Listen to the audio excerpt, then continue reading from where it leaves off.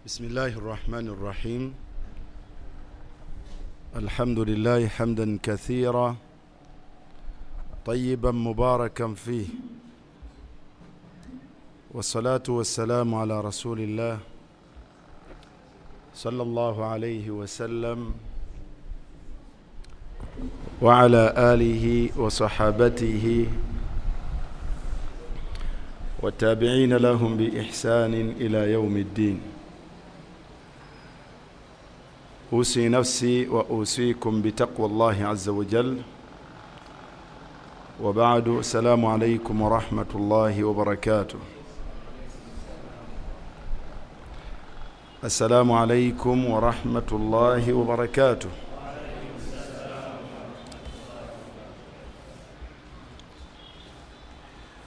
واشتوى الله سبحانه وتعالى tumwebaza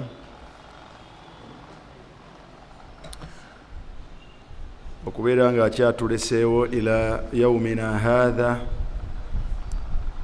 okutuuka olwaleero nga tukyassa. Allah tumusaba obulamu bwakyatulekedde abufuula ensonga ey'okwongera okukola obulungi n'okulongoosa, ate gwabajjuludde muffe okumujjulula kubeere kumuwummuza ku buli mutawaana gwonna. Abafu babeera ba ngeri bbiri. Waliwo omufu abaawummudde. Ensi eno etawaanya, ensi etawaanya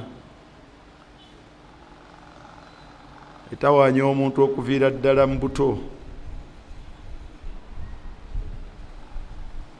Omuntu atuuka kaddiwa nga ensi emutawaanya. Buli sayizi erina ebyayo ebigisoomooza.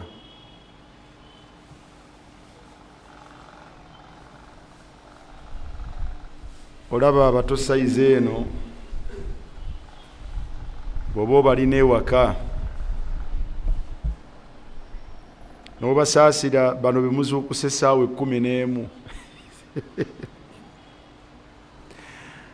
ne kasituka nga tekasituka, naye nga duniya yakakola etya?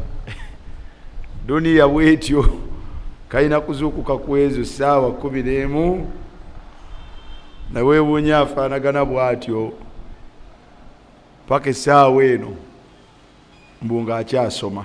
Nasalullah alafwa alafia. Kale ye duniya taab, duniya kumenyeka. Ne waliyo abantu Allah batta n'abajuula mu nsi muno ne baba nga bawummudde emitawaana egyo. Nasalullah an yaj'alana minhum. Tekyalikera ku makya kameeza abasajja buli ku makya olukera ku makya kaki kameeza n'ebifaanaganako bwe bityo. Allahu almusta'an.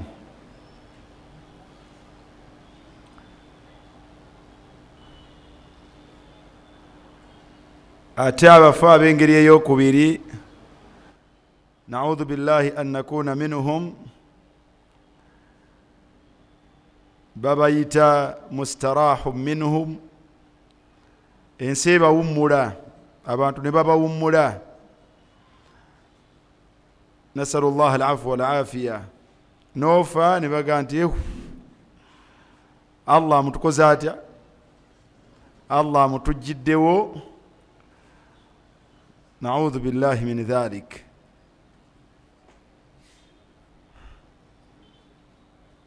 Kale buli omu okusinziira ku ebyo by'obadde ofaanagana, waliyo ab'engeri eyo abafa abantu ne babeera nga babawummudde. Tusaba Allah subhanahu wa ta'ala tuteeka mu bo. Hadithi Hasan Imam gyabadde asoma hadithi eyo omuntu ogwana okugyegendereza ennyo. Ebintu ebirimu ennambaazi ebyo byetaaga okwegendereza, tebitera kubeera byangu. Emyaka gy'olina simanyi bantu bewaakawangaala nabo. Mu myaka gy'olina mbuwangaazi Allah bw'akyakuwadde, simanyi bantu bewaakawangaala nabo okuviira ddala ng'ofuuse omuntu omukulu, myaka 15 n'ogenda waggulu. Naye nkakasa nti bali mu 10 na 10, bwe baba tebali mu 10, bwe baba tebali mu hundreds, bali mu thousands.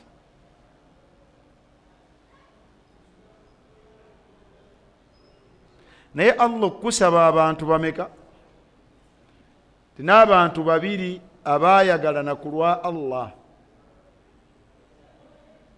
Ali aye tebali 2.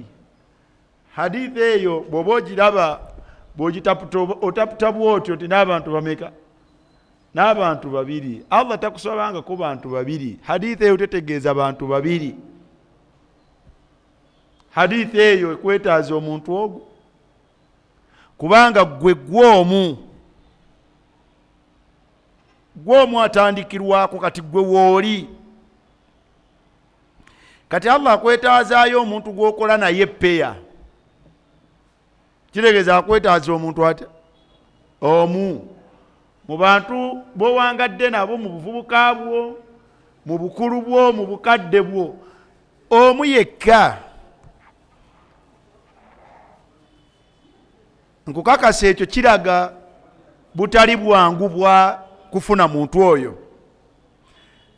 Senga yali mwangu wa kufuna, Allah yanditusabye 2, 3, 5, 10. Naye ayagala atya? Ayagala omu. Naye bw'otalowooza ti abantu bajja kuggweera mu kisiikirize kya Allah olw'okuba yabasaba omuntu atya? Omuntu omu. Tujja kukomekereza nga tetuliyo, na'udhu billahi min dhalik, kubanga tetwali na muntu oyo. Ekyokubiri, ekyo kirambika mikwano gyaffe gifaanagana gitya? Emikwano gyaffe gya migaso. Emikwano gyaffe gya migaso, si gya Allah. Tetwagalana ku lwani? Tetwagalana ku lwa Allah, twagalana lwa migaso. Omuntu omwagala olw'emigaso gy'okola otya? Gy'omufunamu. Era senga egyo gye baatutuma, senga egyo Allah gy'ayagala, ffenna twandibadde mu kisiikirize.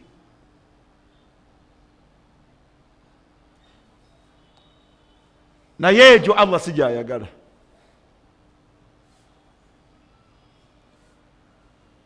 Kale nno kigambo kizibu, tokitwala nga kyakusaaga. Warajulani tahabba fillah, n'abantu 2 abaagalana ku lwa Allah.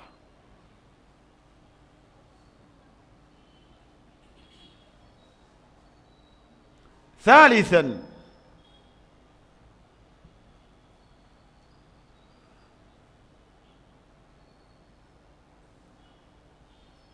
hadithi ya Anas jagama nti jaa rajulun ila nabiyyi sallallahu alayhi wasallam, musajja yajja eri nabbi sallallahu alayhi wasallam n'amugamba nti ya Rasulallah, owange omubaka wa Allah, mata saa? Mata saa ya Rasulallah, enkomerero yo yaddi? Ekibuuzo ekyo kibuuzibwa ebbanga lyonna, abantu bakyebuuza. Era Allah subhanahu wa ta'ala mu Qur'ani akyogera mu bifo ebyenjawulo. Yasalunaka ani saa ayyana mursaha fima anta min dhikraha. bakubuuza ku nkomero yaddi.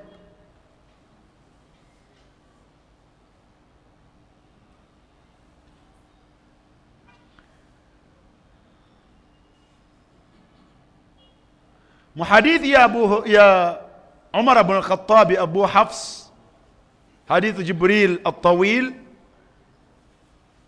era yamubuuza nti wa akhbirni ani saa, mbuulira ku nkomero yaddi.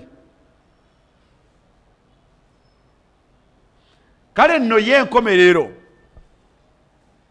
yasaluka nnaasu ani saa, abantu bakubuuza ku nkomerero. Nabwe kityo omusajja oyo yajja n'abuuza omubaka, n'amubuuza nti enkomerero yaddi. Naye olw'okuba ekyo takirinaako kumanya, yakimuggyako n'amuwa ekisinga okubeera ekikulu ku ye.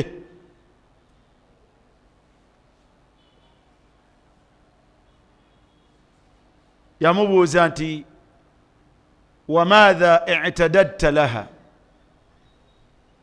wamaadha i'tadadta laha, gwabuuza enkomerero ogiteekedde ki? Tugambe nti yankya, oba ya wiiki ejja, oba ya mwezi gujja, oba ya mwaka gujja, oba naawe bakikubuuza olwaleero enkomerero ogyetegeteteekedde naki?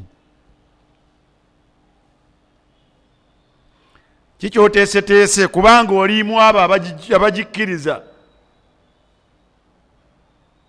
Bw'oba togikkiriza fahatha naqsun fi imanik, oba bukendeevu mu bukkiriza bwo obuyinza n'okutuusa mu kubeera nti toli mu basiraamu. Kubanga abasiraamu oteekeddwa okubeera nga okkiriza mu lunaku lwaki? Lw'enkomerero. Bw'oba nga ogikkiriza nga tolina kyogiteekerateekera, fahatha min alghafla, ate obwo obuba bulagajjavu obw'ekika ekyawaggulu. Ngambye ti enkomerero bw'oba togikkiriza, bubeera obukendeevu mu kukkiriza kwo obuyinza n'okukufulumya mu baki? Mu basiraamu. Innahu kana la yu'minu billahi al-azim ولا يحض على طعام المسكين فمن كان يرجو لقاء ربه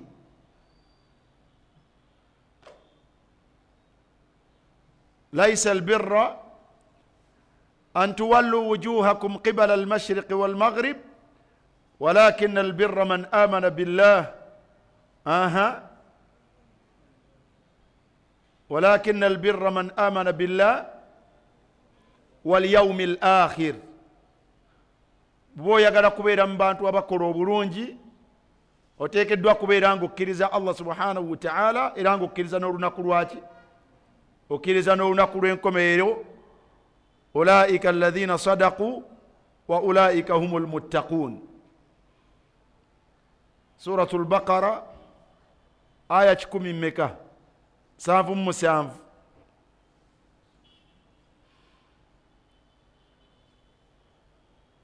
Bw'oba tokkiriza olunaku lwa nkomerero buba bukendeevu obuyinza okukujja ne mu busiraamu. Ate bw'oba nga ogikkiriza nga tolina by'oteekateeka byakugasa ku lunaku olwo, bubeera bulagajjavu.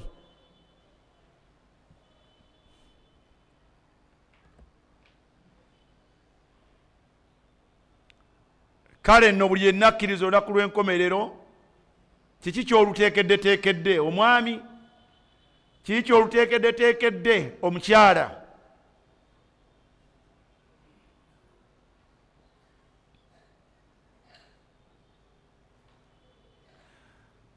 Naye omuntu bwe weekuba mu ttooki weezuula, noono omubaka bwe yakimubuuza yeerowoozaako, kyava agamba nti la shay'a ya Rasulallah, siina binene, siina mirimu gya nawafil gye nyinza okugamba nti nina emirimu mingi mu mirimu egya sunna gye nkoze.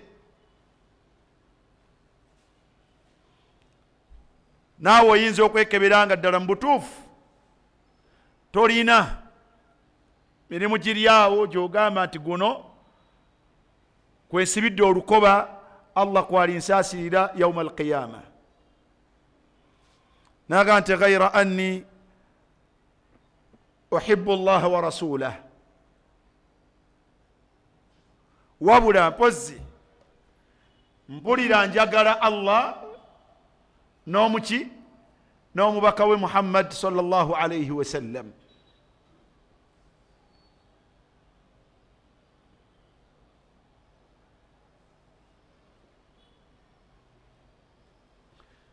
Abo abaayogeranga ebyo babyogeranga nga bya mazima, bagambanga nti baagala Allah nga ddala Allah bamwagala.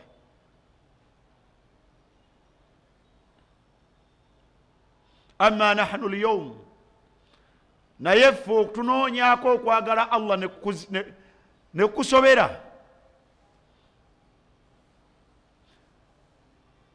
oyinza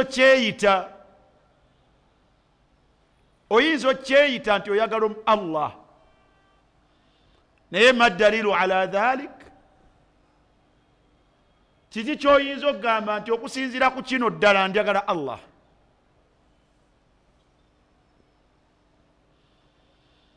So nga ate la yu'minu ahadukum hatta yakuna Allah wa rasulahu ahabbu ilayhi mimma siwahuma. والذين آمنوا أشد حبا لله، والذين آمنوا أشد حبا لله. abantu abakkiriza Allah subhanahu wa ta'ala bayitirivu bakwagala Allah.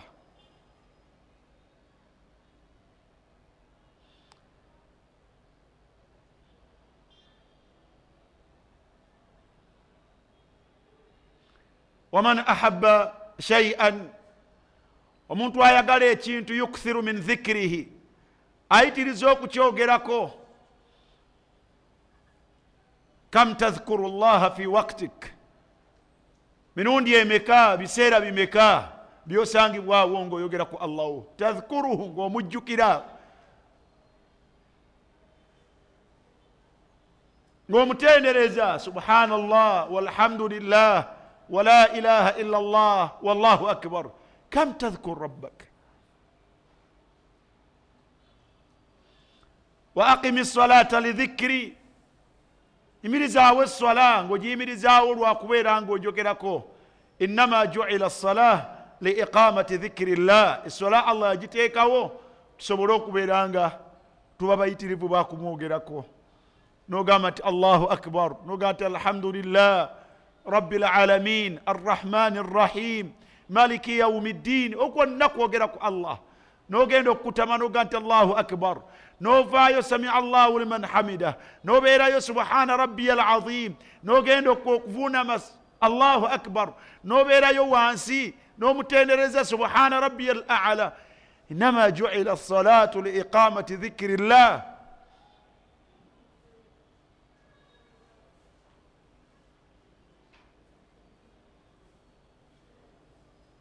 abaagala Allah subhanahu wa ta'ala yuti'una awamirahu,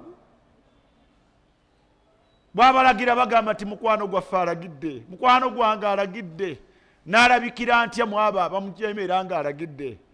haulai yuhibbuna Allah, abo baagala Allah subhanahu wa ta'ala.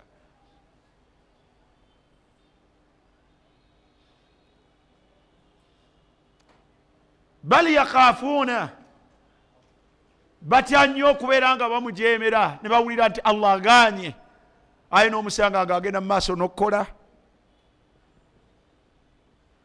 aina hubbuna lillah,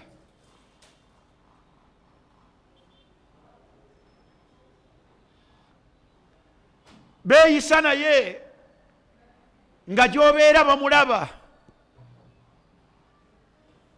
an ta'buda allaha ka'annaka taraah. aina hubbuna lillah, okwagala kwaffe ku Allah kuliriddawa?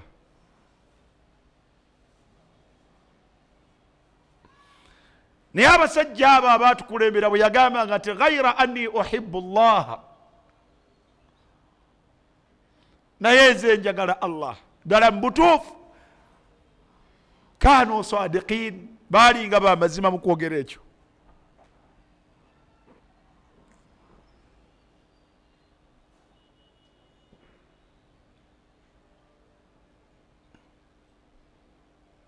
wa rasulah,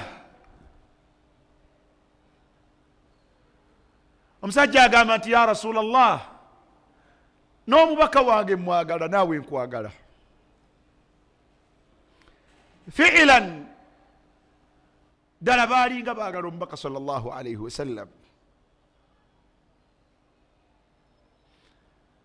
ila had, okumanya baalinga bamwagala, baatuukanga okubeera nga bawaayo emibiri gyabwe, emisaayi gyabwe, fidaan lahu, okubeera nti bamununula nagyo, nga toyinza kukosa mubaka sallallahu alaihi wasallam nga waali okujjako ng'osoose n'otemula ye. fi ghazwatin min alghazawat, omubaka agwa mu kinnya, omu ku basahaba n'alabanga omubaka sallallahu alaihi wasallam bamufuudiriza agudde mu kinnya, n'anoonya butya bwamutaasa, n'abeeranga yagalamira ku mumwa gw'ekinnya, ne babeeranga bafumita ye okusobola okubeera nti afuuka shield ey'omubaka wansi mu kinnya gyali.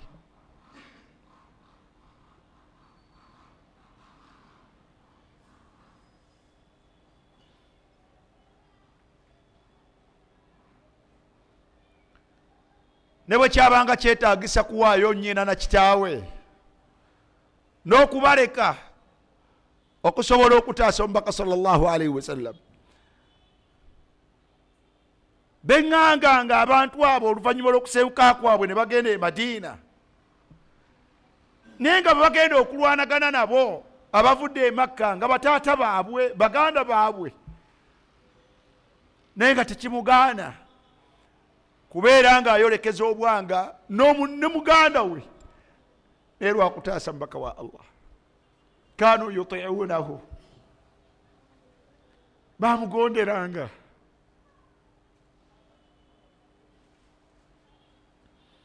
naye fima tutiu rasulallah,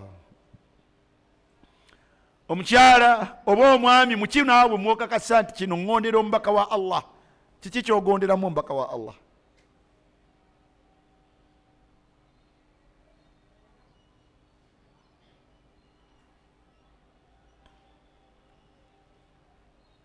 biki omubaka wa Allah byatuziyiza ne tubireka wakati mu kumwagala?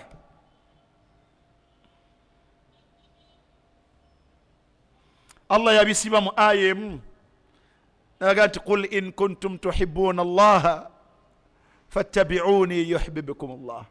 buli yenna akireiminga okubeera nti oyagala Allah, kakwakuliza okubeera nga ogoberera ennambika y'omubaka sallallahu alaihi wasallam. era Abdullah agamba nti abantu begamba nti baagala Allah, fabtalahum bihadhihi al-aya, Allah n'abagezesa n'etteeka eryo, aga nti bwe muba munjagala mugoberere Muhammadi oyo.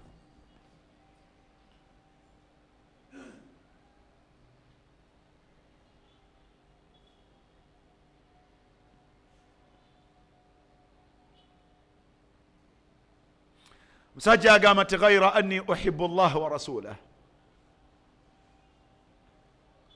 omubaka kyamugamba nti qiyama almaru maa man ahabba yauma alqiyama. mu lafdhu ya hadithi egamba nti anta maa man ahbabta yauma alqiyama, omuntu agenda kubeera n'oyo gwayagala ku nsi olwaleero, ku lunaku lw'enkomerero. ekitegeeza nti gwe musajja ono bwagamba nti njagala omubaka, aga nti ojja kubeera nange yauma alqiyama. Anas bin Malik radiyallahu anhu agamba nti fama farihna tetwafuna ssanyu nga bwe twasanyuka ku lunaku olwo ng'omubaka agambye bw'atyo nti almar'u ma'a man ahabba yawma alqiyama. Anasi kyava agamba nti faqultu, nze kyenva ngamba ti fa ana uhibbu allaha wa rasulah, nange njagala Allah n'omubaka we, naga nti wa uhibbu aba bakari wa umar. Pulira njagala Abubakari oyo ne Umar. Anta man tuhibbu, gwoyagala ani? Gwoyagala ani? Enjagala etali ya migaso. Man tuhibbu, oyagala ani?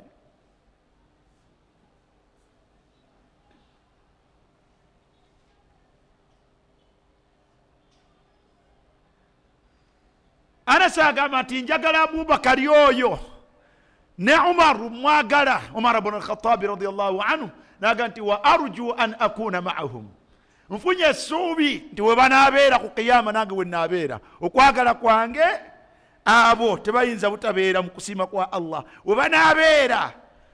Bw'aba omubaka agambye nti abo omuntu ajja kubeera n'oyo gw'ayagala, nange abo gye mikwano gyange we banaabeera w'egy'okubeera. Yaga nti wa arju an akuna ma'ahum, funye essuubi nti nja kubeera nabo. Ekigambo kiyazzaako awo kinyumira nnyo. Yaga nti wa illam a'mal bimithili amalihim, wadde nga sisobola kukola mirimu gifaanagana na gyabwe. Anasi yetasobola kukola mirimu gifaanagana gya Abubakar abadan. Anasi yetasobola kukola mirimu gifaanagana gya Umar ibn al-Khattab. Bwe kubeera mu kwesiima yawma alqiyama nga kusinzira ku mirimu, abo bagenda kubeera gye bagenda kubeera wabbeeyi nga tosobola na kulingizaayo.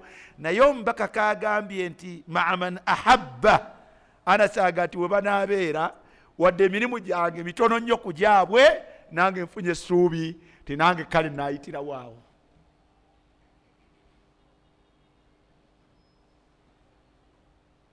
Gwoyagala ani?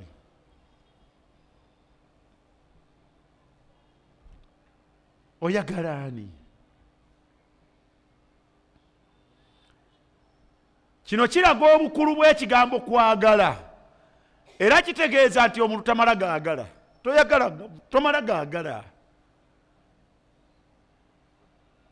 Yagala ng'oyagala kulwa Allah, yagala bansonga, yagala banaakuyisaawo mu maaso ga Allah, yagala abalungi, yagala abasinza Allah subhanahu wa ta'ala.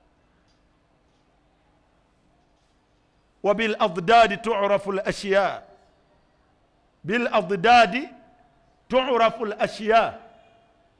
Ebyannyuma eby'ebintu bw'obitunuulira bikulambikira obwennyini bw'ebintu.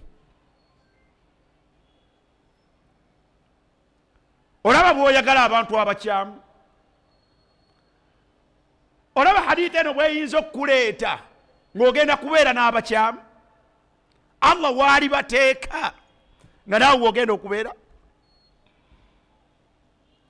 ahbabtum alkafara wawalaitumuhum, abantu bagadde abantu abatali basiraamu ne babatuuza mu mitima gyabwe, era nga ddala gy'emikwano gyabwe ejjannama ddala. Osanga omusajja amuvubuka nga musiraamu, naye ng'omuntu atamuva mu bwongo, atamuva mu kifuba kye, hani we, sweetheart we, nga kafira la tu'minu billah, naye nga tomwogererako. Era nga woyagala omutabula, mwogerere ku Meega, mwogerere ku Kristiina. Omutabula Allah bw'akuleeta yawma alqiyama ng'agenda kukuteeka wamu n'abo bw'oyagala, oyo bw'agenda okukuteeka wamu n'oyo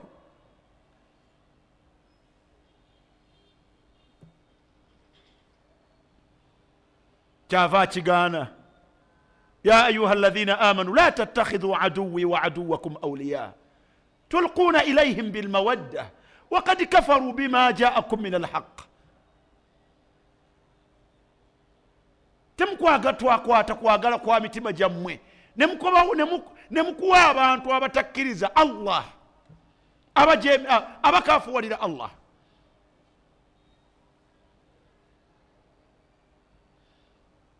olaba Fatima bwakwata okwagala kwa mutima gwe nakuwa rajulun kafir Peter we Joseph we tomwogererako amugamba ko yamuwolereza munange oye Peter munange no si musajja mubi ate yansuubizza abirowoozaako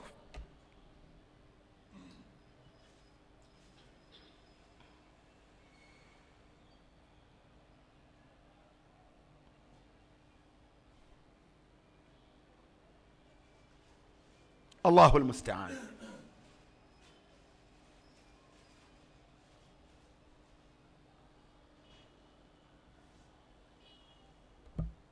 olaba abantu bagenda okujja yawm alqiyama ويحشر مع فرعون وقارون وهارون وقارون وهامان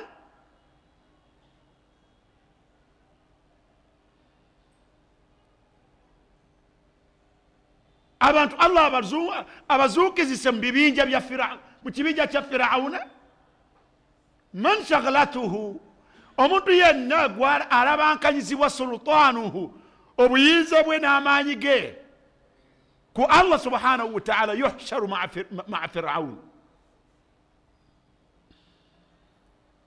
fi sahih kalam an-nabi sallallahu alayhi wa sallam omuntu yenna alabankanyizibwa obukulembeze bwe n'obuyinza bwe ku Allah subhanahu wa ta'ala ombaka alaga nti Allah agenda muzuukiza wamu ne Firaun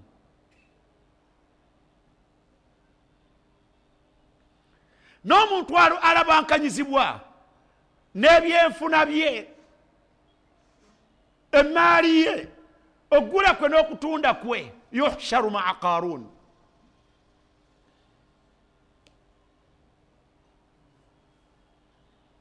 Allah agenda muzuukiza mu kibinja kya Qarun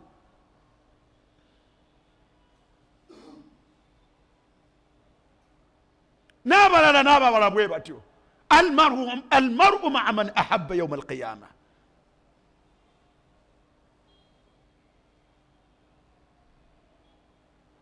baganda bange emikwano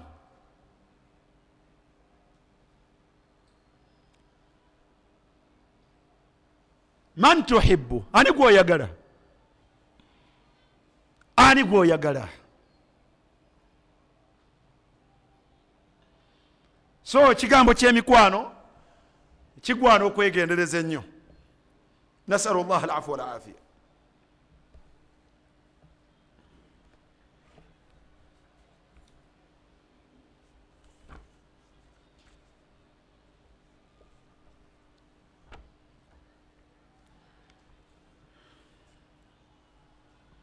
من الفوائد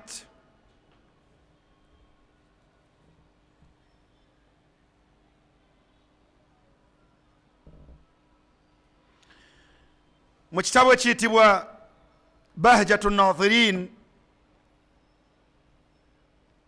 omuzingo ogwokubiri nga Sheikh Abu Usama Salim bin Eid al-Hilali yali alambululiramu hadithi esangibwa mu kitabo ekiyitibwa Riyadu Salihin mu muzingo ogwokubiri ku peegi 119 waliwo babu kaifiyatu salam omulyango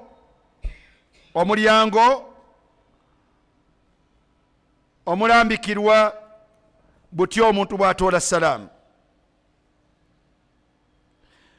yagamba hafidhahu Allah yustahabu an yaqula almubtadi bisalam kirungi era kyagalibwa bwe kyandibadde omuntu astawulira munne salamu okugamba nti assalamu alaikum wa rahmatullahi wa barakatuh kirungi bw'oba otoolera munno salamu okumugamba nti assalamu alaikum wa rahmatullahi wa barakatuh ekitegeeza nti emirembe gibeere ku ggwe wa rahmatullah n'okusaasira kwa Allah wa barakatuhu n'emikisa gye bigambo bimeka fayati bidhamiri aljam'i nobeera ng'okozesezza enjogera y'abantu bangi azifu otolera bantu baki azifu otolera bantu bangi naye nga gwotolera ne bwabeera atya ne gwotolera ne bwabeera omu. Waliwo baganda baffe abatawanyizibwa n'ekigambo ekyo abalowooza nti omuntu bw'obanga gwotolera salaamu ali atya ali omu, tomugamba nti assalaamu alaikum. Dhamiri eno yabaki yabangi nga batawanya abantu aga nti olina kugamba nti assalaamu alaika, totolera muntu atya omu. Kugambye genda osome mu Bahjatu Nadhirin omuzingo gwa 2 peji 119 baabu kaifiyati salam, omulyango tutola tutya salaamu. Yagamba hafidhahu Allah yustahabbu an yaqula almubtadi bisalam, kirungi omuntu asoose oba atolera munne salaam kirungi okugamba nti assalaamu alaikum wa rahmatullahi wa barakatuhu. Fayati bidhamiri aljam'i, nobeeranga enjogera gy'okozesezza y'abantu baki azifu otolera bangi. Wa in kana almusallamu alayhi wahidan, bwe bityo bwe biri wano. Kabeerenga gwotolera ali atya gwotolera ali omu, mugambe nti assalaamu alaikum wa rahmatullahi wa barakatuh. Wa yaqulu almujib, ate naawe gwe batoledde ayanukula kirungi okubeera ng'oyanukula n'ogamba nti wa alaikum salaam, n'okozesa waawu n'ogamba nti wa alaikum salaam. Naawe gw'oyanukula ali omu, naye n'okozesa enjogera ng'ayanukula abaki abangi, n'ogamba nti wa alaikum salaam wa rahmatullahi wa barakatuhu. Fayati biwaawi alatfi, noleeta waawu ey'okugatta ku kigambo kyo wa alaikum salaam. Obujulizi ku nsonga eyo ya hadithi ya Imran mutabani wa Husayn qaal, agamba nti jaa rajulun, yajja omusajja ila nabiyi sallallahu alaihi wasallam, eri nabbi okusaasana n'emirembe gibeere ku ye. Faqaal, namugamba assalaamu alaikum. Omusajja azze eri ani? Eri nabbi sallallahu alaihi wasallam, era nabbi mu bwomu bwe amutolera ki? Amutolera salaam, namugamba nti assalaamu alaikum, emirembe gibeere ku mmwe. Faradda alaihi, omubaka namwanukula. Thumma jalasa, oluvannyuma n'atuula. Faqaala nabiyu sallallahu alaihi wasallam, nabbi n'agamba nti ashrun, 10. N'agamba atya? Thumma jaa akharun, baba lyawo mulala najja. Faqaal, n'agamba nti assalaamu alaikum wa rahmatullah, n'ayongerako rahmatullah. Faradda alayhi, bonna batolera nabbi sallallahu alaihi wasallam. Faradda alayhi, nabbi naye namwanukula. Faqaala 20, naye bwe yamala omwanukula n'agamba nti 10. Thumma jaa akharun, oluvannyuma najja ow'okusatu n'agamba nti assalaamu alaikum wa rahmatullahi wa barakatuhu.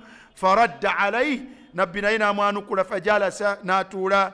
Faqaala 30, naye nabbi n'agamba nti 30. Hadithi eyo rawahu Abu Dawud wa Tirmidhiyu wa qala hadithun hasanun. Hadithi eyo tawthiqu alhadith, hadithi eyo sahihun bishawahidihi. Hadithi wadde at-Tirmidhi yagamba nti hadithun hasan, naye eddala lya hadithi eyo hadithun ebeera ntuufu olw'endala ezigijulirako.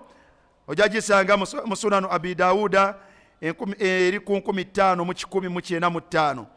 Ojja gisanga ne mu sunanu Tirmidhi ya 2689 ne mu sunanu Darimi muzingo ogwokubiri ku peegi 277.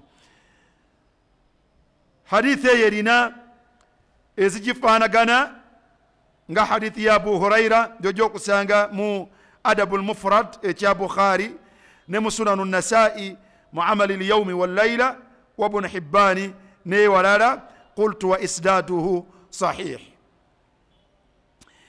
kyenyagadde mu hadithi eno fiqhu al-hadith,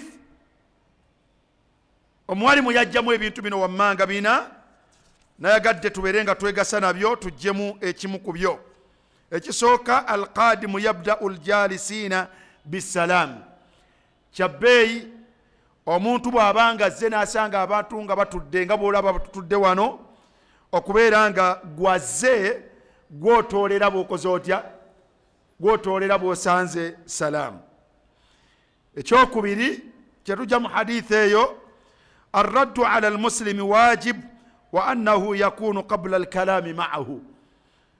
Okwanukula omuntu akutooledde salaamu kyabwa tteeka, kyabwa wajib, era kyolina okusooka okukola nga tonnatandika kwogera na muntu. Omuntu azze gy'oli akutooledde salaamu, otandise emboozi na kumubuuza by'oyagala, oba kumubuuza byagala kugulako, oba ebifaanako bwe bityo, nga tonnayanukula salaamu, oba okoze ensobi. Osooka kwanukula salaamu, olwo ne musooka mugenda mu biki, ne musooka mugenda mu birala. Ekyokusatu, taalimu nnaasi alkhayr walilm wa tanbihihim ala tahsili alafdal. Hadithi eno erimu okuyigiriza abantu okukola obulungi n'okubalambikira obulungi obusinga ku obwo bwe baba bakoze. Olaba eyasooka okujja, omubaka yamwanukula n'amulaga nti afunye empeera mmeka? Empeera 10. Eyajja owookubiri yamwanukula naye yalaga nti ono kyakoze kirungi okusinga kwaluwa kwe yakulembedde, n'alaga nti ono afunye empeera 20.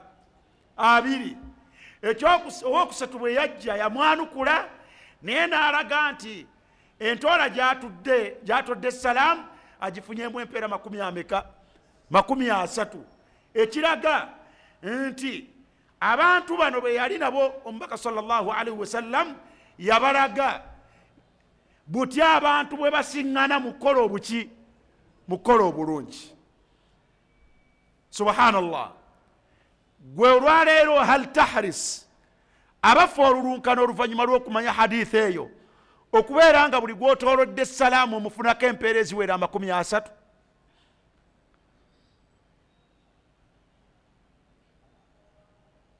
Abaffe gwe bootoolera salaamu, buli gwotooledde olulunkano okumufunako empeera eziwera 30.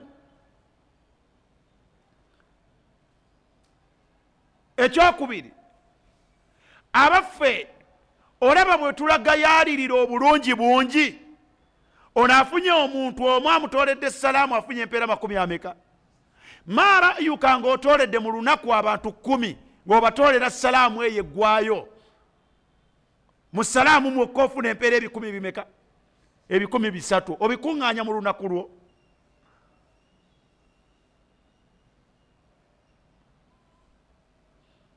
Okuŋŋaanya empeera eziwera 300 mu kutoola butoozi salaamu ku bantu just 10 b'osisinkana mu lunaku lwo.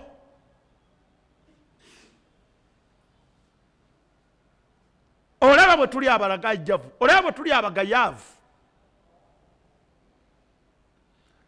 Wa kullama zaada al-adad, omuwendo bujja gweyongera okugenda waggulu, n'empeera ze zeeyongera okukola kutya? Okugenda waggulu. Baganda bange, linahris kulla al-hirs, twandibadde tufuba nnyo n'okululunkanira okubeera nga tufuna empeera mu salaamu mu lunaku lwaffe. Kyobulaba nti omubaka sallallahu alaihi wasallam mu bye yatugamba okwekwatako tuyingire ejjana ya Allah, yagamba nti afshu salaama, mutoolegane salaamu.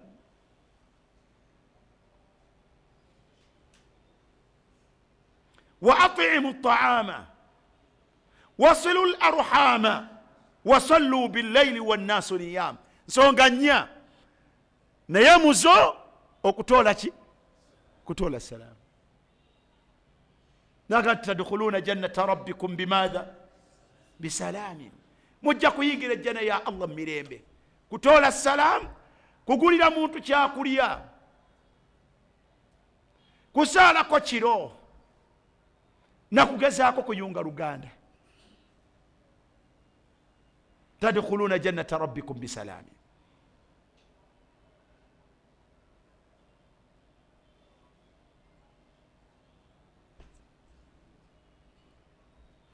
Ekisembayo kye nayagadde faida, yagamba nti mu hadithi eno mulimu maratibu salaamu, mulimu emitendera gye twanukulamu oba gye tutoolamu n'okwanukulamu salaamu, warad gye tutoolamu n'okwanukula salaamu, mutafawitatun nga janjawulo, wal ajir nabwekityo n'empeera omuntu zaafuna mu ngeri gy'otudde oba mu ngeri gy'oyanukudde mutafawit, naye ekola etya? Nazo zanjawulo. Mulimu abafuna 10 nembeeramu abafuna 2 nembeeramu abafuna ameka? 3. Wakad thabata, kigambo kino nakyagadde okubeera nga oba oliawo twegasa nakyo. Wakad thabata, kikakafu tekirimu kubuusabuusa. Ziyadatu, okwongera ku kigambo assalaamu alaikum wa rahmatullahi wa barakatuh, kikakafu okwongerako ekigambo ekigamba wa maghfiratuhu. Wa maghfiratuhu ne bibeera bimeka? Assalaamu alaikum wa rahmatullahi wa barakatuhu wa maghfiratuhu.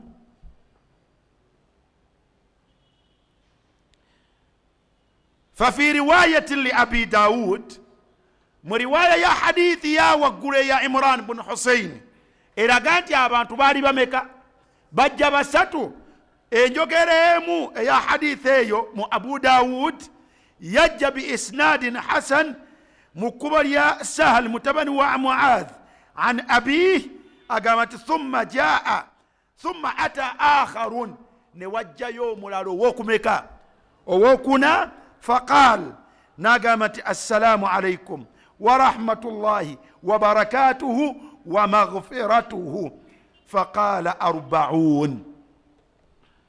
مباكا ناقامت مكومي عمكا مكومي أنا.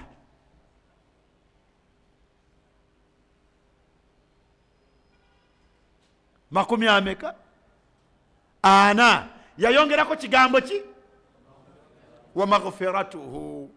شافا جنبا وقال هكذا تكون الفضائل.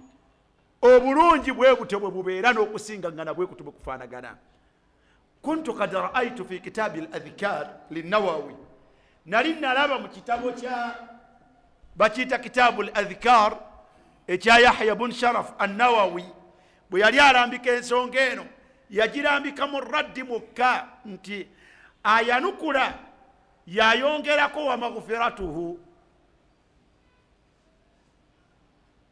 Era mu byembadde nsomesa nga ndaga nti bw'oba otoola okoma ku wa barakatuhu togenda kuki? Hatta ra'aitu, mwana wattu mpaka nabadde ntunulatunula n'ekisanga ekitabo kino natambule nakyo olwaleero, nabadde ntunulatunula n'ensanga nga nakisomako n'okusazaawo n'ensazaawo. Faida eyo nga ne mukutoola ekola etya? Nga ne mukutoola mweri. Fatabayyana li wal ilmu inda Allah, nekineeyolekera nenkiraba nga omuntu asobola okutoola n'ayongerako ekigambo wa maghfiratuhu, nabwe kiti asobola okwanukula n'ayongerako ekigambo wa maghfiratuhu. Naafuna empeera 40. Naafuna empeera 40 mu kutoola obutoozi ki? Okutoola salaamu ng'agitooledde omuntu atya? Agitooledde omuntu omu. Ntegerekese bulungi? Bw'owulira omuntu atoola salaamu n'akugamba nti assalaamu alaikum wa rahmatullahi wa barakatuhu wa maghfiratuhu, naawe mwanukula omugambe ti wa alaikum ssalam wa rahmatullahi wa barakatuhu wa maghfiratuhu. ntegerekese bulungi? faida eyo sayagadde kubeera nga njesigaliza, wabula nayagadde mubeere nga mwegasa nayo. Abantu abagirambika bali mu abo betwesiga mu bikwatagana ku hadith. ntegerekese bulungi? Okay. Thalithan,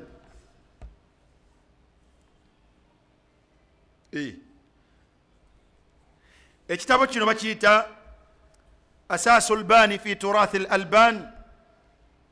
Asasu Albani fi Turath Al-Albani, fiqhu Al-Albani bayna as-su'ali wal-jawab. kyawandikibwa Dr. Abu Ibrahim Ahmad bin Nasri mu muzingo ogwokubiri al-mujalladu thani ku peji eya 1016 1016. waliwo nawo faida gye nayagadde nayo twegase nayo. waliwo ekibuuzo, as-su'al hal yajuzu lilmusalli as-salatu bilhidha'i. abange kikkirizibwa omuntu asaala okubeera nga asaalira mu ngatto? saava Najibullah gwotabula abasoma. ekibuuzo kigambye kitya? hal yajuzu lilmusalli, abaffe kikkirizibwa ku muntu asaala as-salatu bilhidha'i, okusaalira mu ngatto? Aljawab, okwanukula, qala Sheikh Al-Albani, biseera ebyo yali akyali mulamu rahmatullahi alayhi, yagamba nti yajuzu lahu, kikkirizibwa kugwa omuntu asaala an yusalliya mutana'ilan. yajuzu lahu an yusalliya mutana'ilan, kikkirizibwa ku muntu asaala okusaala nga ayambadde engatto ze.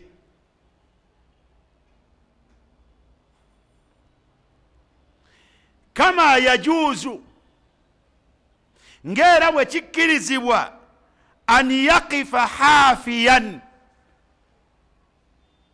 ngera bwe kikkirizibwa an yaqifa hafiyan, okuyimirira mu swala ate nga toli mu ngatto,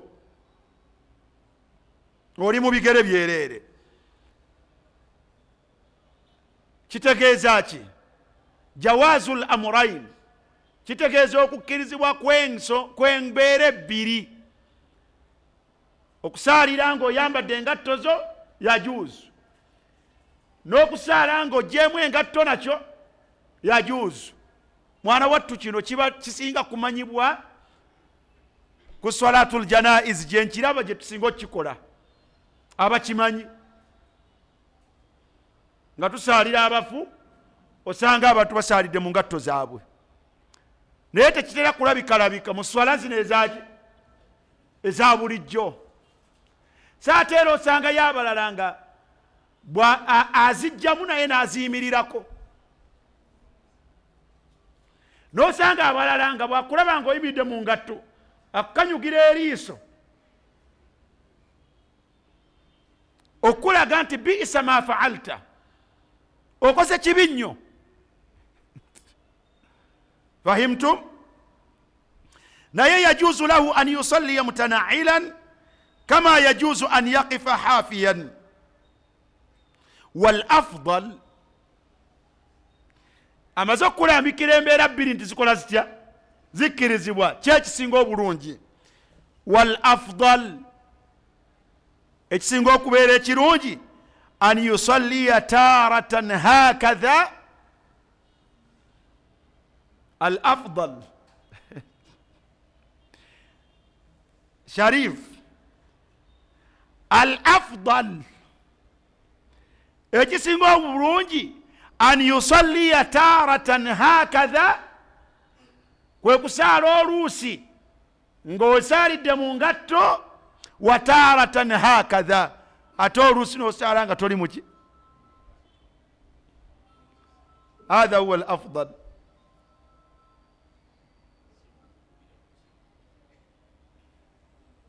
hadha huwa al afdal ekyo ekisinga okubeera ekirungi kayi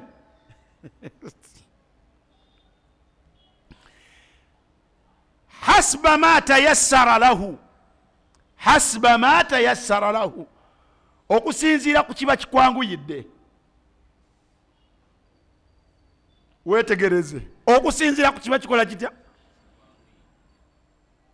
as'alukum billah kati nga wano wetuli ne bwolaba omuzikiti bwe gufaanagana kyekisinga okukwanguyira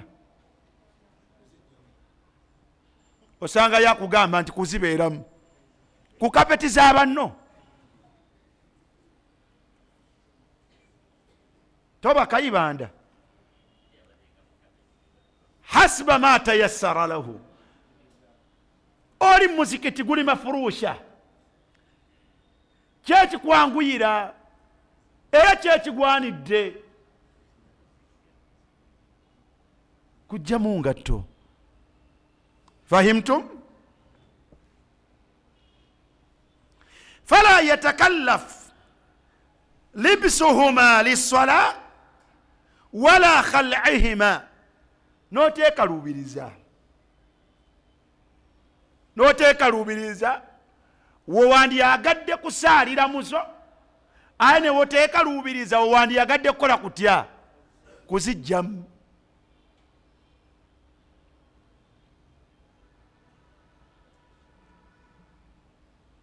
osaalidde awantu naye woogenda okusaalira waki wakyafu oli mu sokisi zo oluusi njeru awalungi wakoze watya awayonjowonjoko wajjudde la tatakallafu kujja mu ngatto zo saalira mu ngatto zo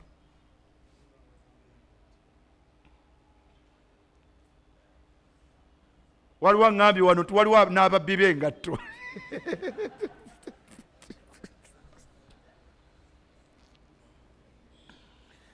wemusaalidde mwagenze wammwe muyiyizayiyizaawe mugenda okusaalira mwagenze kuziika swala abantu bangi ate kaakati muyimiridde mu swala ate tatakallafu okujjamu ki kujjamu engatto la tatakallafu khala naalik togekaluubiriza kujja mu ngatto saalira mu ngatto zo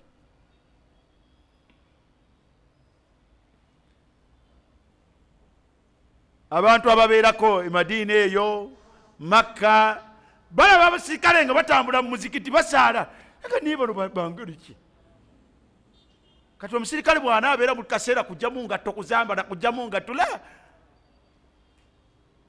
ayambale engatto zakola emirimu gyagenda asaale agende gwomanye engatto y'omusirikale bwetawanya okusiba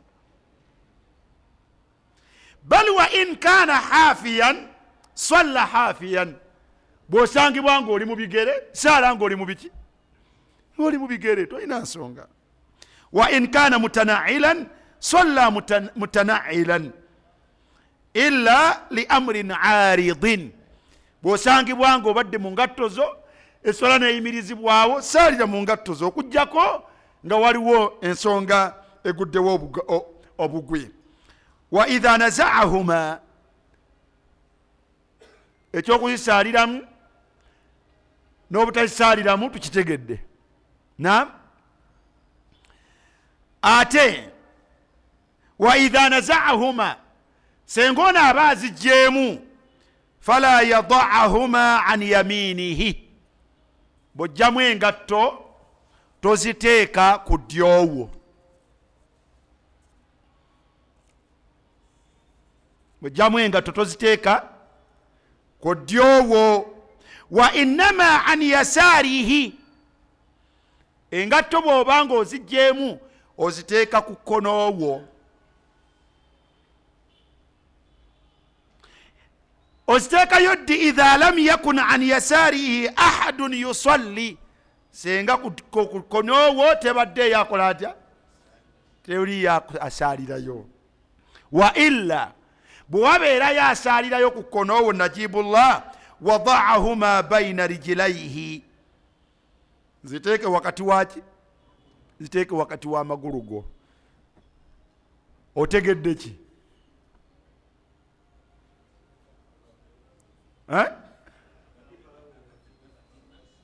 Otegedde ki? Teri ajja tubbanga tu zitubeera kumpi awo. Obusiraamu engatto tebwaziteeka eri mu budiroowa ne tubeera eno nga tusaala.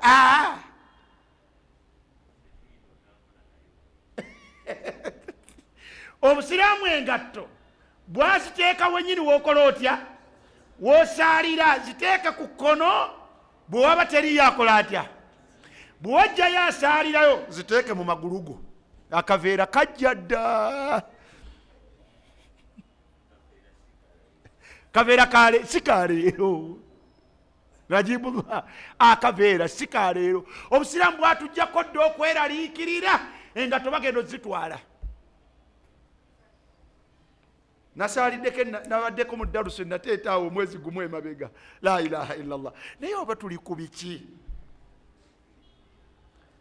Abantu bakoze obudoloowa mu muzikiti awo okugenda, oba bayitawo mu kizungu mu kigagga, bakiyitayo mu kigagga, muzikiti guli awo, naye bakoze obudoloowa nga buliko obusiba n'ebisumuluzo. Gwe bw'oleeta engatto yo ng'ogiteekamu ng'ogisibiramu akasumuluzo k'oteekamu ki? Mu nsawo. Kale balabeera bwe munaazibba.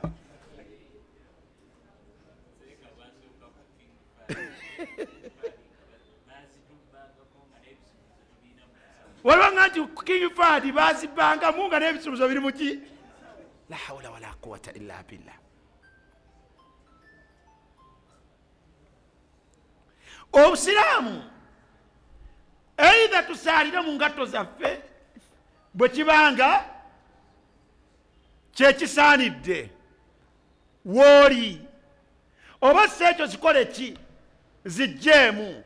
N'ekisinga okubeera ekirungi kupimanga mbeera na kulaba woosaalira, ekigwana kyokola otya, kyogenda nakyo. Era ekisinga okubeera ekirungi kwe kukolanga kino oluusi n'okukola kino oluusi. Naye senga oba osadde tolimu ngatto ng'ozigjeemu, ziteekebwewa ku ddyo. Omubaka yazigobayo sallallahu alaihi wasallam, tetuteeka ngatto ku ddyo. Engatto tuziteeka ku kkono, naye ddi nga teri yakola atya, teri yasaalirayo. Bw'obeera yasaalirayo engatto zo ziteeke mu ki?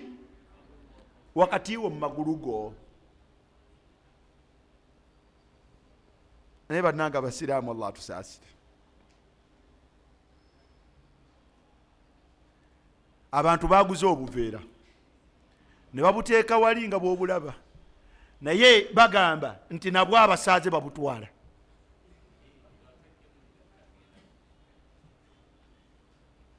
Nabo babukola batya? Omanyi kye bakoze? Basaze amagezi. Kati ng'emizikiti egimu waliwo sijja kwogera, babutayirira. Ne bw'ojjamu tojja kusangamu kalamu, ojja kusangamu obwa guliini naye nga babusalako emitwe.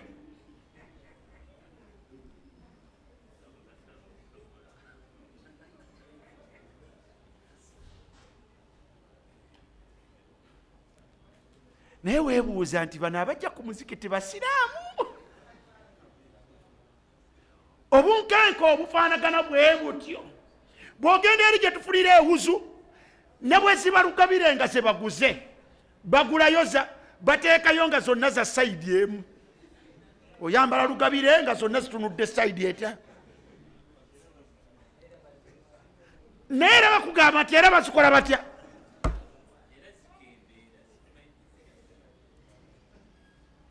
Bw'otunuulira obudomola bw'oku mizikiti, era nabwo buba butayirire. bamukubamu ebituli bw'obabuuza kati bw'obolekanga bulamu babutwala. Bani abakola bino mu basiraamu?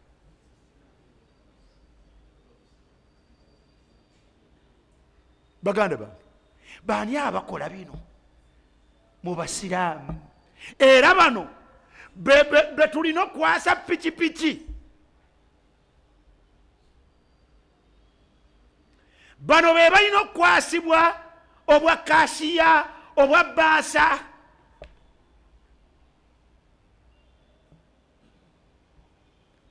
Bano be balina okubeera ku sitoowa, omukuumi bw'emaali y'abantu, abateesigibwa ku sapatu ezibeeramu gye bafunira wuzu. La hawla wala quwwata illa billah. Ku nnyumba za Allah ng'abazze basiraamu bazze lwa kusaala, ebintu bye bakozesa mu kufuna ewuzu. Kale nno obusiraamu bwatuwadde obutebenkevu mututeerewo obuveera, engatto z'omuntu asaale nazo wakati mu magulu. إلا وضعهما بين رجليه بذلك صح الأمر عن النبي صلى الله عليه وسلم. إذا بيتوف النبي صلى الله عليه وسلم باتوا يبيلاغيرا كان يقف حافيا أحيانا أرمو أمبك صلى الله عليه وسلم يميل لكم الصلاة نغتيان بدين غتو ومتنعلا أحيانا غاتو روسي يميل لكم الصلاة نغايان بدين غتو. Hadith ezo ezirambika ebyo oyisanga mu Abu Dawuda ne mu Ibn Majah. Kimu ekitegeeza nti sunnatun fi'liya, sunna ya Mubaka sallallahu alaihi wasallam eri mu nkola ye.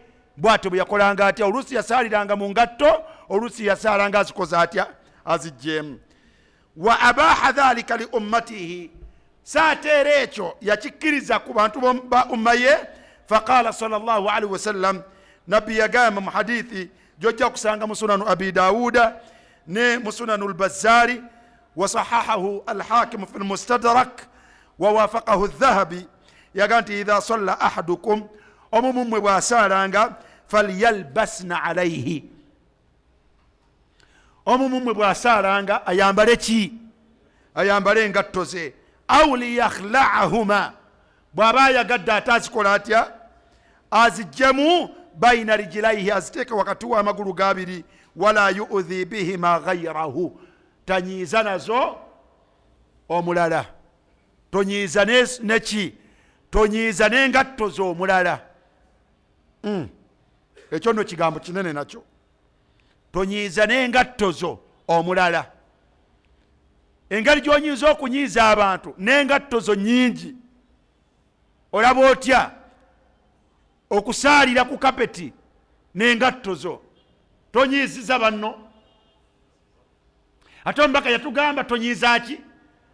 Abanno n'engatto zo. Oyinza okubanyiiza n'ekifo wozitadde. Oyinza obanyiiza banno n'ekifo wozitadde. Saate oyinza obanyiiza n'alufu. Alufu mugitegedde? Olusu oluva mu ngatto zo. Muganda wange, toteeka engatto mu bantu nga zivaamu alufu. Kakasa engatto zo teziwunya.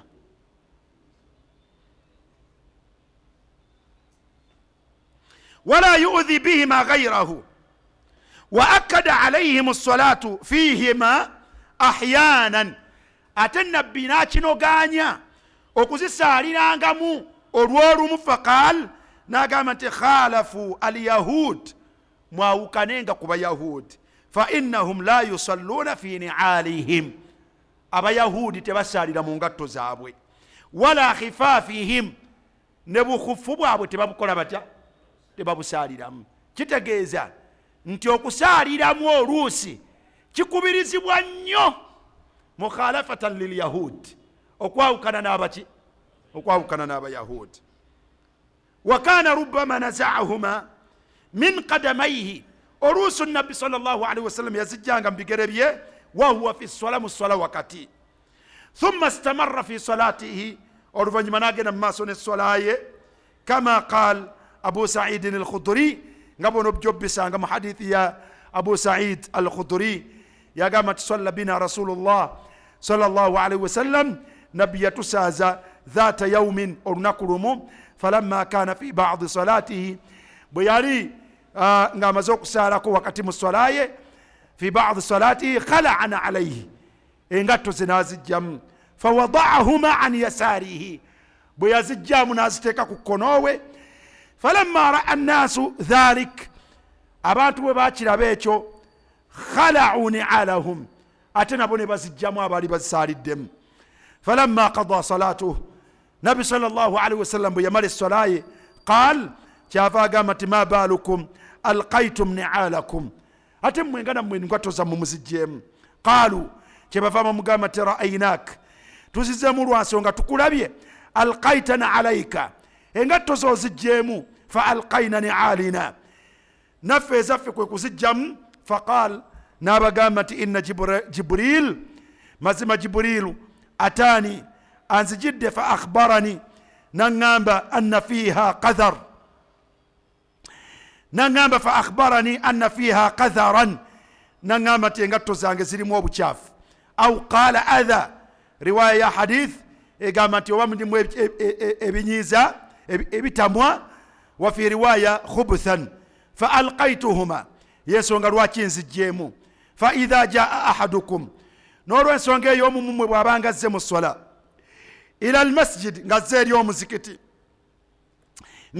eri omuzikiti falyandur kyabbeeyo okusooka n'akebera falyandur fina alayhi akeberenga mu ngatto ze fa in ra'a fihima qadharan bwazirabamu obukyafu au qala adha falyamsahuhuma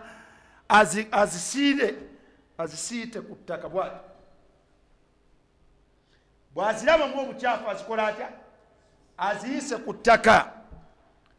aziise ku ttaka waliyusalli fihima olwo nno azikola atya olwo nno azisaliremu wakana idha naza'ahuma wada'ahuma an yasarihi nabbi bwe yazijjangamu yaziteekanga ku mukono gwe ogwa ddyo ogwa kkono wakana yaqul yagambanga sallallahu alaihi wasallama idha salla ahadukum fala yada omumwe bwe bwabanga asaala tateekanga na alaihi engatto ze an yaminihi ku ddyowe wala an yasarihi ate taziteekanga ku konowe fatakunu an yamini ghairihi ayine ekyo kijja bw'obanga wosalira waliwo munno bw'oziteeka wano ku konowo nga wano waliwo ate munno ku kono ezizo ziba zifuuse nga ziri ku ddyo waani wa munno ekitegeeza bwe tubanga tusalidde mu layini ne ku kono tezikola zitya tezigendayo olw'ensonga ne ku kono wali ayimiriddeyo omusiraamu ng'engatto z'olwo zibeera kuki ku ddyowe waliyada'ahuma baina rijilaihi olwo nno mu ngeri eyo bwe mbanga muli mu layini engatto zammwe muziteeke wakati waki wakati w'amagulu gammwe hadithi eyo ojagikisanga mu abu daud ne ibunu khuzaima kale nno suali weno ekibuuzo kino kitulambikidde nti omuntu akkirizibwa okusaalira mu ngatto ze ng'era bwakkirizibwa okuzikola atya okuzijjamu era omuwalimu n'atulambikira bulungi nti okola ekikwanguyidde okusinzira mu mbeera n'ekifo wookoze otya wooba obadde al amuru wase bw'obeera wasaana okugjamu engatto kolaki jamu bw'obeera watasaana kugjamu ngatto saalira mu ngatto zo comfortably eswala ebeere ya zukuuli oba ya subuhi oba emu ku ttaano oba ebeere eyaki eya janeza oba ebeere eyaki ya faruda oba ya sunna engatto tezirina ki tezirina mutawaana. Ziteekebwawa ku ddyo yo teziteekebwayo, wabula bw'obeera omu okkirizibwa ziteeka kuki ku kkonowo, naye ekifo ekisinga okubeera ekirungi wakati w'amaki, wakati w'amagulu go. Kale nno security y'engatto zaffe n'obuteeraliikirira mu nnambika y'omubaka sallallahu alaihi wasallam mu ngeri gye tusaalira mu ngatto, al amuru wasi' wa afdal, nnungi ngazi era nnungi ate ya butebenkevu. Tegerekese bulungi ekibuuzo ekyo mwana wattu olwaleero ndowooza kye tuba tukomako. Ma ra'ayukum ya Hasan? Wa alaikum assalam wa rahmatullah.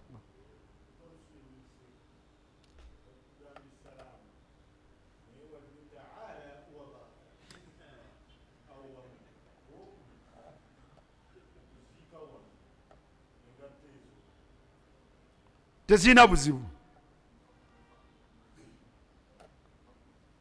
okuzikka nazo mu kabuli. Ma ra'aytu mani'an illa okujjako omubaka sallallahu alaihi wasallam yatugaana okubeera nga twambala engatto mu makbara,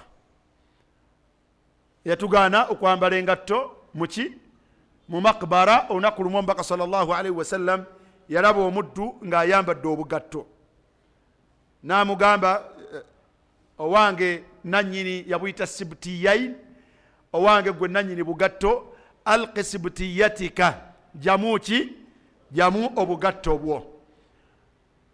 Wa hadha inda amni darar, ekyo kibeerawo nga limbo nteeketeeke ng'omuntu okugjamu engatto ze tekijja kukola kutya, tekijja kukosa bigere.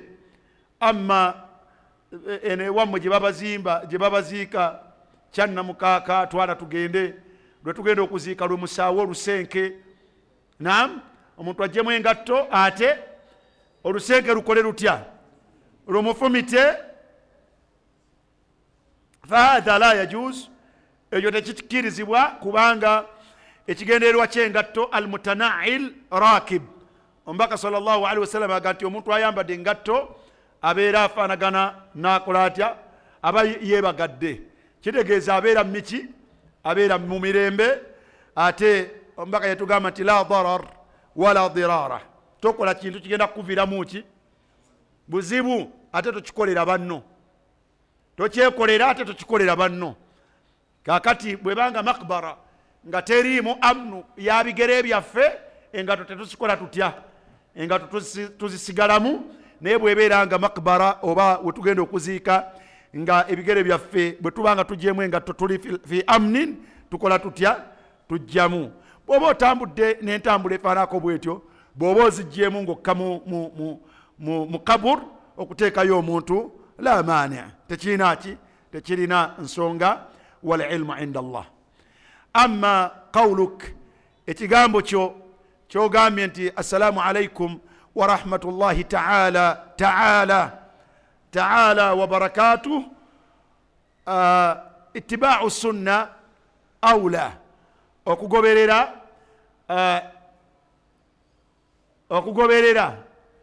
enkola y'omubaka sallallahu alaihi wasallam kyekiki, kyekirungi. Hadha ma thabata fi nassin min an-nusus, sikirabangako mu nassu ya salaamu yonna. Fima tala'tu alayhi, sirabangako hadith erambika salaamu yonna ng'erimu ekigambo ta'ala. Fatarukuhu awla, okukireka kyekisinga okubeera ekiki, kyekisinga okubeera ekituufu. Leka kuteeka butungulu mu salaamu, salaamu alaikum wa rahmatullahi ta'ala wa barakatuh, butungulu bujjeemu, salaamu gireke nga bwefaanagana. Abalala bagikyusa, salaamu llahi alaikum wa rahmatullahi wa barakatuh. Ya akhi alkarimu, olugazigazi mu lujjeemu n'amakyati,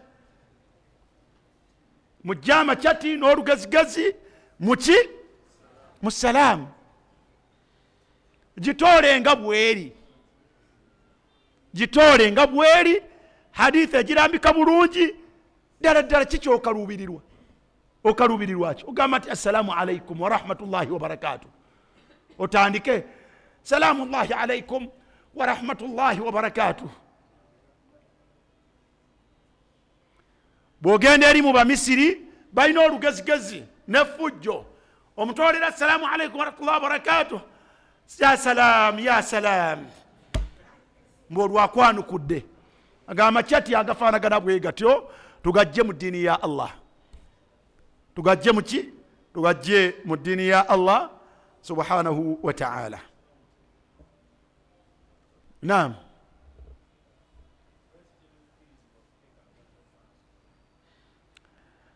Annasu ekisooka mawdhi'u sujud, ekifo tugenda okukola kutya, ekifo tugenda okuvuunama, la yaliiqu ate kubeera nga tuteekamu ki, tetugenda okuteekamu engatto, la yaliiq aqlan, tekikola kitya, la yaliiq. ekyokubiri khilaafa annas wa sunna. Omubaka sallallahu alaihi wasallam ma kana nasiya, kubanga wama yantiqu anil hawa in huwa illa wahyun yuha. ebigambo mbaka byayogera buba bubaka okuva eri ani, eri Allah. Kati ate Allah teyali nti mwerabize. Allah n'omubaka sallallahu alaihi wasallam baali tebamanyi nti mu maaso waliwo ki, waliwo ekifo, naye yaga nti waliyadaahuma, aziteeke an yasari, ziteeke ku konoowo oba wakati waki, wakati wa magulu go. Teyali yerabidde, yali teyerabidde, sipeesi eyo yali agimanyi era yali agiraba, naye salawatullahi wasalamu alaihi yatugamba ku mabbali wano oba wakati waki, wakati wa magulu. Fattiba'u sunna awla. Allahumma okujja kwanga maaso mutaddewo faragh ne muteeka ne mujja muteeka eri, amma wano wogenda okuvuunamira fala yaliqu dhalik, wallahu a'lam. Khitaman, wa alaykum assalam wa barakatuh.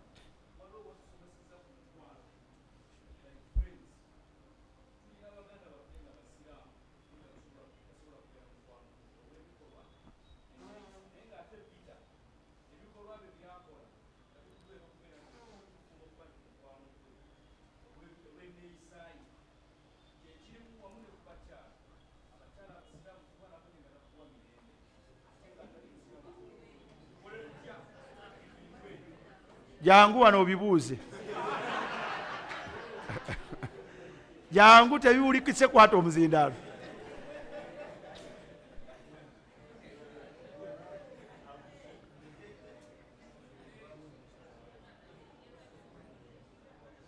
Guconnecting ogwo? Okay. Aha. Amabuuza tuwulire. Kale. nga bwokibuulisa ddala tofaayo tebajja kutuluzaamu kamera. Osomeseza ku mukwano okubeera ba friends, ebintu bibiri. Tulina baganda bafe abasiraamu, muwulira bulungi, nga musiraamu muganda wo ddala, naye nga ate tolina mukwano gyali olw'ebikolwa bye n'enneeyisa. Ate n'obeera ne mukwano gwo Peter ng'ebikolwa byakola n'enneeyisa ye ng'ekusindiikiriza okubeera nti mukwano gwo olw'ebikolwa ebyo byakola, ate nga si musiraamu. Bwe tudda ku bakyala tubalina, tulina abakyala abasiraamu be tuwangaala nabo, naye ng'ebikolwa byabwe tebikufuula kubeera nti afuuga mukyalawo. Ate ne wabeerayo atali musiraamu naye ng'ebikolwa bye byakola bikusindiikiriza okubeera naye. Tukole tutya ku bintu ebyo bibiri?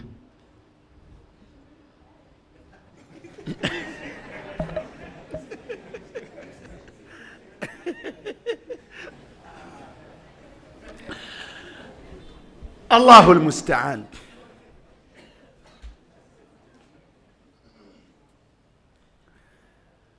Baganda baffe abasiraamu, saba Allah subhanahu wa ta'ala nzijukize omulundi ogujja waliwo ekitabo kye njagala okujja nakyo,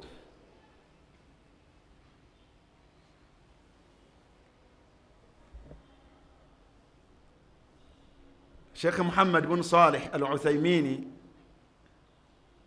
yabuuzibwa ekibuuzo n'agamba nti, ne bamugamba nti abantu bano abazungu balina enkolagana ennungi n'abantu, babasasula bulungi, babayisanga abantu twala tugende. Naye ate baganda baffe abali mu nsi z'abasiraamu bayisa bubi abaki abantu abakozi baabwe ne bakutamya n'obusiraamu.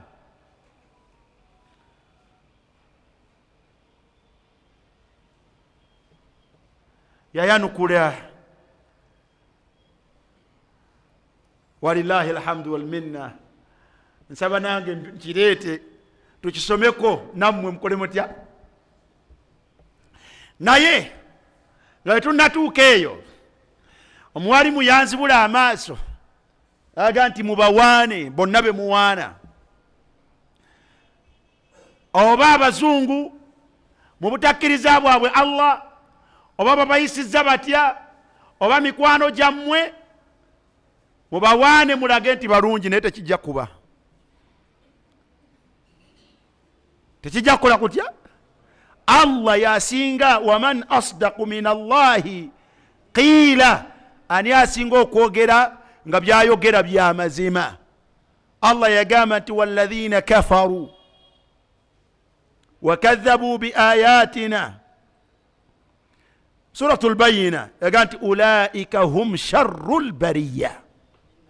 Inna alladhina kafaru min ahli alkitabi wal mushrikina fi nari jahannam khalidina fiha ulaika hum sharrul bariya.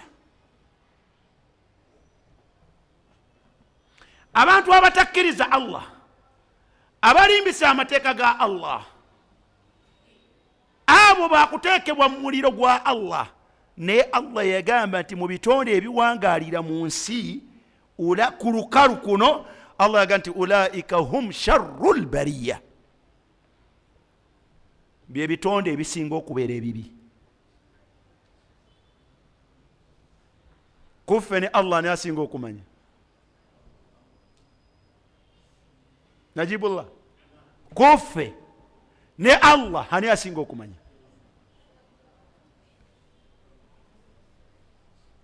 Ulaika hum sharrul bariya.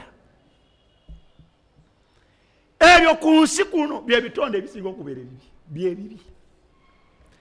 Mwanno ne wemunagamba mutya nti bye birungi, Allah yagamba bye biki? Bye bibi. Thaniyan, abakkiriza, inna alladhina amanu wa amilu salihat, abasiraamu kale ne kino wekibanga tekinnatuuka wa amilu salihat, ulaika hum khairul bariya. Ebitonde ebikkiriza Allah yenno nga kigezaako n'okukola emirimu emituufu ku nsi kuno, ku bitonde ebiwangaalira ku lukalu, bye bitonde bya Allah ebirungi.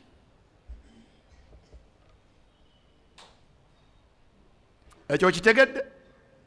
Thaniyan, ono n'obukendeevu bwe alina empisa ezo maadaama ebbanga lizimala nga tezimufulumya ku busiraamu, toyinza mugeraageranya n'atali musiraamu.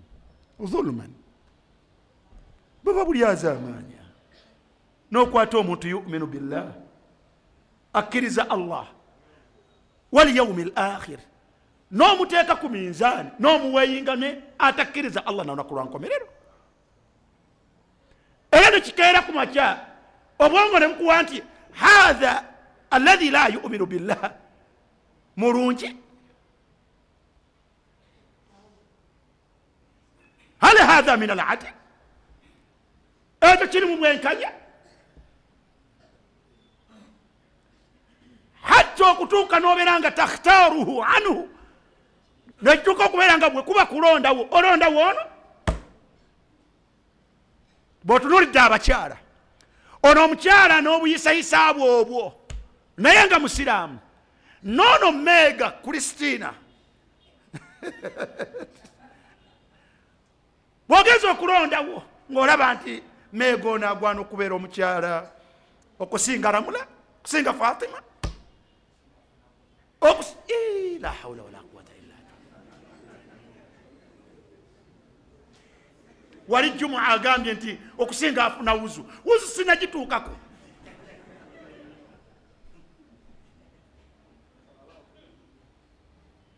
Obukkiriza wala tahinu wala tahzanu wa antum al-a'launa in kuntum mu'minin. Hadha muslimun naqisul iman. Omukyalo ono n'obuyisa bwe naye musiraamu n'obukendeevu bwe obwaki obw'empisa. Asigala nga wankizo. La takhtar, tolonda man la yu'minu billah, naddala mukikwatagana n'omukyala. Noonya omukyala omulala yu'minu billah, tolonda atakkiriza Allah. Ko mulabemu ebifaanagana bitya. Hatta yu'mina billah. Obuzibu n'obulabo obubalimu bunene. Unasun yashkun, mpaka lwe bakkiriza Allah subhanahu wa ta'ala. La takhtaruhum la takhtaruhunna, okutuuka lwotuuka ku bawalimu ne batandika okubeera nga bafata bye bateeka enneenyezza. Nabako omuwalimu aga nti muwase abatali basiraamu nga tewaliwo nakakwakulizo kwonna, byajjo lyabalamu wano negati ono bwati bwalaba tafumiitiriza.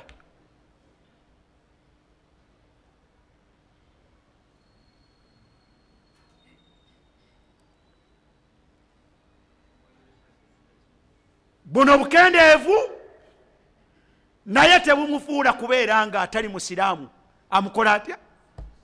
Amukira. Obusiraamu tebutugaana kukolagana nabo, naye enkolagana empime. Enkolagana eki empime etali yakubawa mutima gwaffe bwagazi bwa mitima gyaffe, wabula kwagala okupima okuliko ekigero. Naye tebutubalondesa kubeera nga mwana wattu be bakyala baffe. Okwagala kwaffe n'okukolagana kwaffe tekutuuka kubeera nti be baami baffe. La, ebyo nedda, bigenda wala. Nedda. Amma enkolagana endala, oyagala kuvugira emmotoka ye, bw'oba mulabyemu ki obwesimbu, asobola okuvugira emmotoka yo. Bw'oba mulabyemu obwesimbu, asobola okubeera okutundira. Bw'oba mulabyemu obwesimbu n'amazima, asobola okubeera. Mukozese nga bw'okola otya, mubeere n'enkolagana. La yanhaakum Allah ani alladhina lam yuqatilukum fi ddin wa lam yukhrijukum min diyarikum an tabarruhum wa tuqsitu ilayhim. Allah tabagaana, naye ayina byatukola atya? Ayina byatugaana. So ekikwatagana n'omukwano ekyo kyo kyegendereze muganda wange. La tu'tihum thamarata fuadik, tobawa naye walil hadith tatimma insha Allah. Tegerekese bulungi, omusiraamu yenna tabeera nga wagguluwe wali atali musiraamu abadan, tekiriyo. Era gwe tukulembeza kwatali muki, gwe tukulembeza kwatali musiraamu mahma kana al-amr. Nasalu Allah al-afwa wal afiya. Era kiri mu controversy nene mu basalafu salih, batuuka n'okubeera gati akozesebwa Umar ibn Khattabi ne Abu Musa al-Ash'ari bafunawo obutakkaanya. Oyinaga nti liya kitabatuhu, muwaddi njagala buwandiisibwe. Naga nti si awulira namuga nti sinza basembeza nga Allah yabasembezaayo. Byanjawulo bizibu. Tegerekese naye nedda. Lwabutalaba nakati kufuuka nsugga, naye birimu ebizibu bingi. Wallahu ta'ala a'lam. Wa sallallahu ala sayyidina Muhammad wa alihi wa sahbihi wa sallim. subhanaka allahumma bihamdik ashhadu an la ilaha illa anta astaghfiruka wa atubu ilaik. Ebibuuzo tujja biwandiikanga insha Allah, tulondemu oba twanukuleko bye tunaabanga tusobodde. Salaamu alaikum wa rahmatullahi wa barakatuh.